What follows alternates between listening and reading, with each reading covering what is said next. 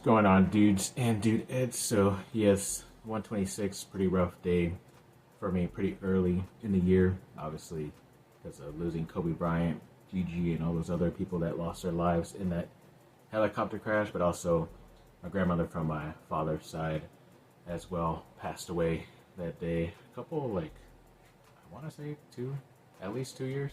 I forget if it's two or three, my mistake, but yeah, it's always a tough part of the year just because, like, just changed our world. Both of those, at least changed my world a bit, but definitely want to remember them for the great stuff, and then want to give a shout out to especially everybody on that helicopter crash, other than just Kobe Bryant and Gianna Bryant, of course, but John Altobelli, Carrie Altobelli, Alyssa Altobelli, Christina Mauser, Sarah Chester, Peyton Chester, and Ara Zobayan or Zobayan.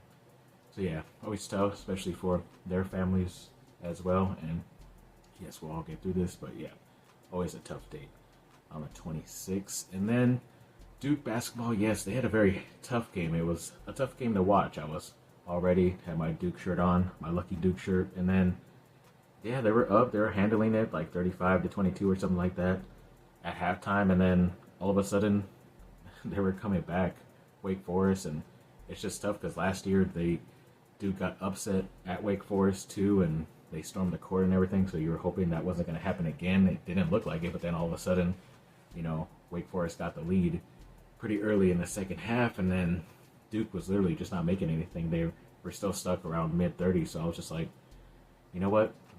It's less than 10 minutes. It's only less than 10 minutes left in the game.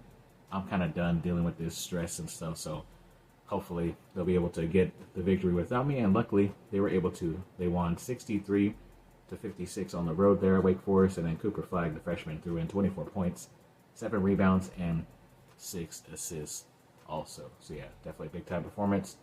I still have not watched the highlights of that, but I will get into that pretty soon. But yeah, it was just a difficult game to watch, and I guess my luck, my mojo of not watching ended up getting the victory. At least that's what I tell myself, especially when it comes to my teams.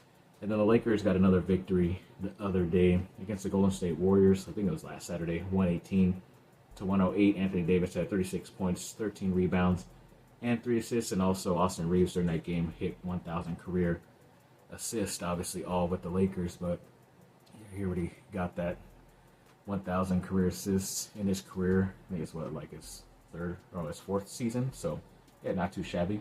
Numbers going up when it comes to the stats and stuff every single year. So yeah, they definitely got a nice pickup and a nice gem who went undrafted out of Oklahoma.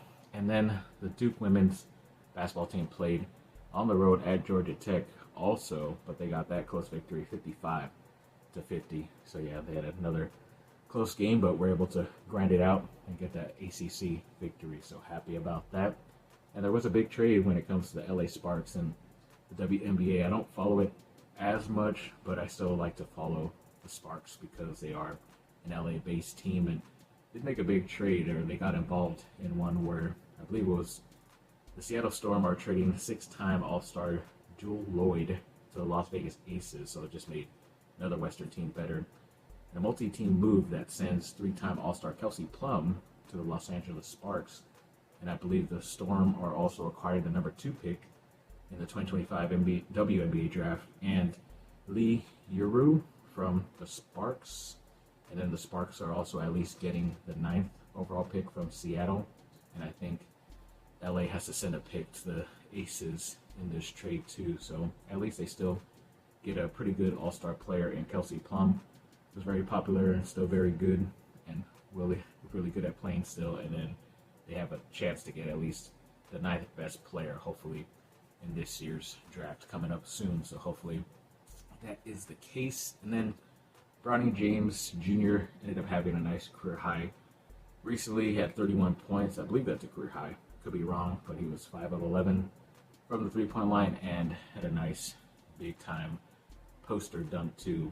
Looked just like his daddy. So yeah, that was pretty cool to see. Obviously, it was in the G League playing with the South Bay Lakers, not the top one, but got to start somewhere, and at least he's still proving to play pretty well down there also. And then Luke Kennard, ex-Duke basketball player, Christian had a nice game with 27 points, 3 rebounds, 6 assists, at least a steal, and he was like 7 of 9 from the 3-point line, which is great, and he's still NBA leader in 3-point percentage this year. So I know it was Grayson Allen, if I'm not mistaken, last year, and he was number 2, but now Kennard has moved up to number 2 because I don't think Allen is getting much playing time there in Phoenix. But yeah, Kennard is still great. Wanted the Lakers to try to trade for him. He idolized LeBron growing up because they're both from Ohio, but of course he was with the Clippers and so many other teams other than my LA Lakers, which sucks. And then a Duke football offensive lineman, I believe he has the most pass block snaps without allowing a sack in 2024. His name is Brian Parker II, and he did that in like 515 snaps. So yeah, some pretty good numbers, especially if he's going towards the draft. I do not have that information handy. It wasn't available to me because I did not look it up myself, but if he is going to the draft, that should get him at least drafted in the mid rounds or earlier, which is great to see and hear. Or if he's coming back, then it just solidifies him as the team captain, in my opinion, on the offensive line. So if that's the case, then I'm all for that too. Thanks for watching, people. Like and subscribe. Comment down below. Let me know what y'all think. Have a great rest of your day. Bye. Let's go, Duke.